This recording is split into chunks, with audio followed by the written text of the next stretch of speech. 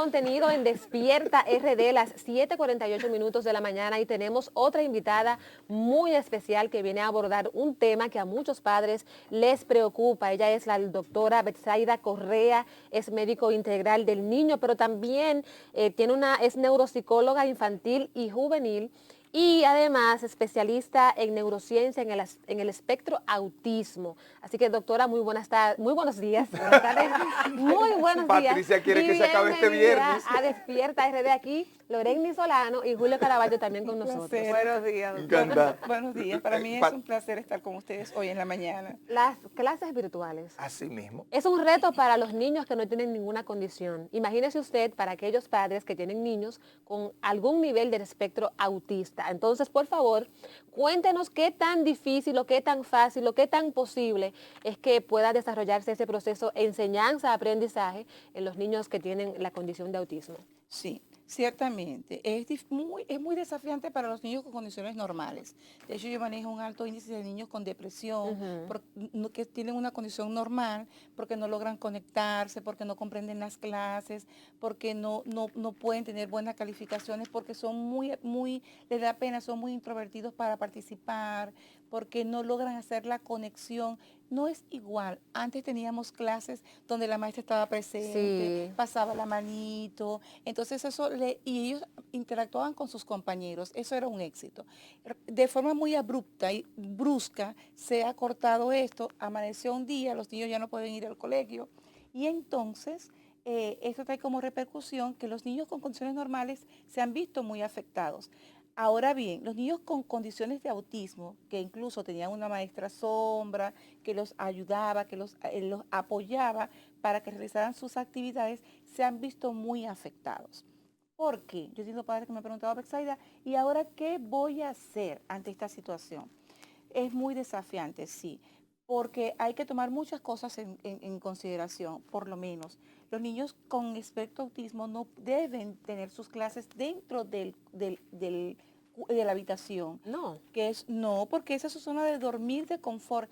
Ellos entienden, ellos suponen que usted como madre entiende y sabe que ellos necesitan, qué es lo que les gusta, qué es lo que ellos quieren, y como ellos suponen que usted lo sabe, usted debe saber que tenerlos en la habitación es seguir estando encerrados. Y los niños con autismo no toleran el encierro. Por eso es que he tenido niños con autismo que a raíz de la pandemia se han manifestado con agresividad, Depresivos. con depresión, no quieren comer. ¿Cómo sabemos que un niño tiene señales de depresión? Tiene cambios en el trastorno alimenticio, o comen mucho o comen muy poco y han perdido mucho peso. Duermen más de lo normal, de lo habitual.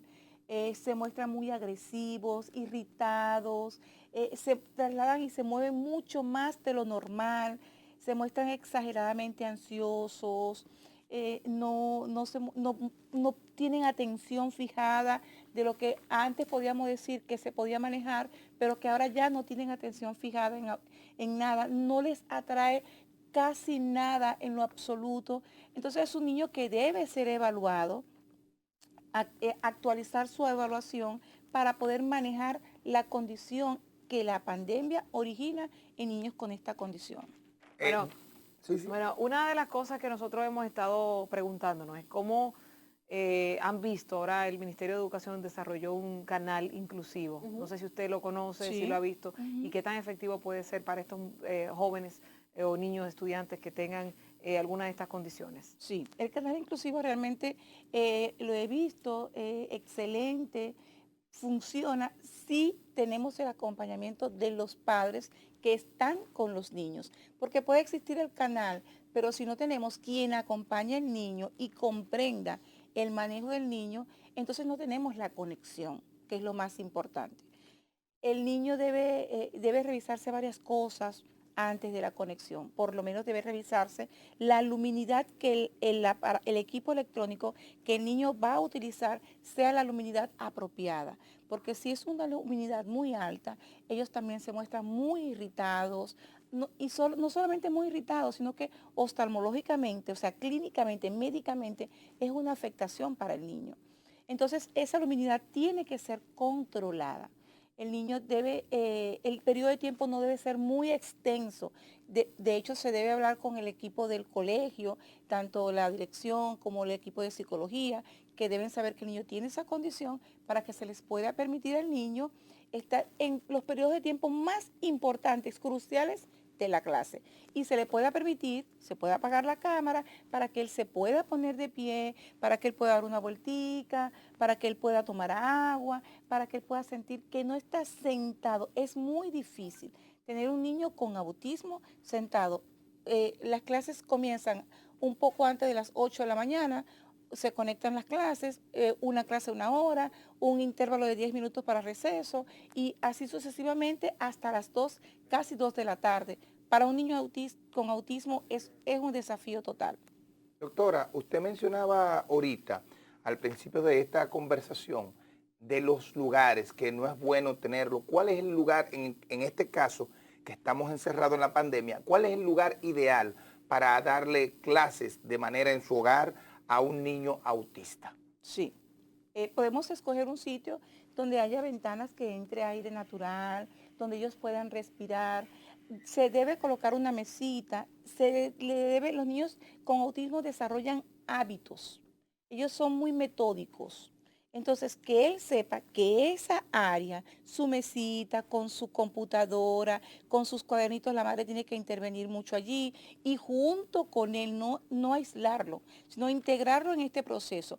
Junto con él, explicarle, mañana te toca sociales, vamos a sacar todo el material de mañana te toca artística, ¡ay, qué chulo, mira! Motivarlos. Mañana vamos a trabajar y vamos a trabajar haciendo este dibujo y vamos a hacer tal cosa. Motivar al niño, que el niño sienta el deseo realmente de querer asistir a la clase.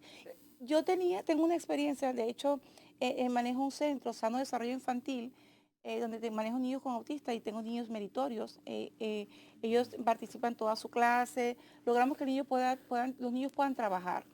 Tengo una experiencia muy encantadora. Yo me compré conejitos. Entonces, el niño saber que después de la clase va a dar alimento al conejo, lo va a tocar, lo va a acariciar. Eso es una motivación única. Única. Esa motivación se puede denominar como un premio. Se puede denominar como un premio. Lo digo porque, por ejemplo, se puede hacer que el niño se motive diciéndole, si haces esto, te voy a dar lo otro. ¿Eso es correcto? No. A veces hay que decir lo mismo, pero con palabras diferentes. Usted dice, vas a hacer la tarea, si haces la tarea, yo te dejo tocar el conejo. Pero si yo le digo, lo estás haciendo excelente, eso te está quedando espectacular, yo estoy muy orgullosa de ti, yo creo que tu conejo te está esperando para que tú le des la comida y para que puedas abrazarlo. Yo estoy feliz para que esta clase, cuando termine, tú vayas a abrazar al conejito. Suena diferente, ¿verdad? Totalmente. Pero es lo mismo, es lo mismo. Doctora, me gustaría saber para los amigos que nos ven, cuáles son los diferentes niveles del espectro autismo, porque algunos pueden recibir clases, pero otros no. Hay diferentes capacidades. Por favor, un poquito amplíenos sobre eso. Sí, ciertamente. Por eso es que en mi consultorio, antes de que el niño entre a un programa y antes de autorizar qué tipo de clases va a ver el niño, cómo las va a manejar, el niño debe ser evaluado porque el espectro autismo no es más que un trastorno del desarrollo. ¿Qué hacemos? Aplicamos pruebas específicas, muy puntuales, para definir qué tipo de autismo tiene el paciente y cuál es el nivel del autismo. Dependiendo del tipo de autismo y el nivel de autismo que tenga el niño, entonces es donde nos vamos a enfocar. Y vamos a ver esas debilidades que el niño posee por el nivel o por la condición de autismo que tiene y le vamos a trabajar para que con estimulación temprana y ciertas estimulaciones que nosotros utilizamos en el centro puedan transformarse en fortaleza para él. Pero muy bien. Claro que sí. No. No, nosotros tenemos, tal vez, no todos tengamos a alguien con espectro autista, pero si nosotros vemos esto, el que no está pasando por el momento, a veces vemos estas situaciones, escenas de incomodidad, de niños que pueden ser un poco agresivos, como usted dice, ¿cómo manejarlo? ¿Cómo dar soporte? Porque sé que no es una carga ¿Cómo fácil no para perder la paciencia? Exacto. Sí. Sobre todo porque tenemos que entender que son parte de nuestro entorno Exacto. y debemos respetar su condición. Sí, esa pregunta es realmente excelente. Excelente. Excelente la pregunta, porque fíjense, Fácil. hay diferentes condiciones, usted lo acaba de decir. Tenemos un niño con TDAH y no sabemos qué es un TDAH. Exacto. Y entonces perdemos la paciencia. He tenido padres, porque también tengo una especialidad en familias, he tenido padres que me confiesan, yo le caigo a golpe, lo maltrato, Sí. le doy fuerte porque es que no sé cómo hacerlo y él no me hace caso. Me desespera. Me desespera. Y sin olvidar que los padres tienen a los niños en casa estudiando, pero ustedes continúan con el trabajo. Entonces tienen sus propios estrés, sus propias cargas, más ahora ser maestros. Los padres no son maestros, son padres. Teníamos el soporte antes de los maestros, ya no lo tenemos. Tenemos entonces niños con condiciones de hiperactividad, de déficit de atención, de trastorno del aprendizaje producto de la pandemia. Los niños, no todos, tengo niños que son realmente excelentes en sus clases, pero tengo niños que manifiestan tristeza profunda, porque extrañan a sus compañeros, porque no tienen la explicación, la conexión con su maestra, porque no saben cómo hacer las tareas, que son muchas las que mandan para la casa, sin mencionar que los niños tienen que conectarse la mañana con el colegio, pero los maestros están dejando largas listas de tareas para la casa y entonces ellos comen y deben volverse a conectar en la computadora y es todo el día para ellos. Ellos no estaban acostumbrados a este sistema. Es cierto. Es muy difícil, es muy desafiante. Entonces yo les aconsejo a los padres que deben ir y tener una intervención, una consulta conmigo, llevar al niño, una evaluación, tener suministrarles las herramientas personalizadas de acuerdo a la condición del niño y de acuerdo a la condición que presenta el niño, porque también se están mostrando desafiantes, oposicionistas, negativistas, con las pataletas que suelen ellos tener. Y entonces ante esas pataletas que ellos suelen tener, no sabemos qué hacer, pensamos que simplemente es una malcriadez, pero quizás es el reflejo de que el niño está manifestando algo que lo está afectando emocionalmente. Doctora, hay una cosa que a mí me llama mucho la atención y es que este tipo de espectros o de condiciones especiales en los niños se empieza a manifestar a partir de los 2, 3 años, por ahí. Sin embargo, hay un proceso de negación de los papás, de la familia.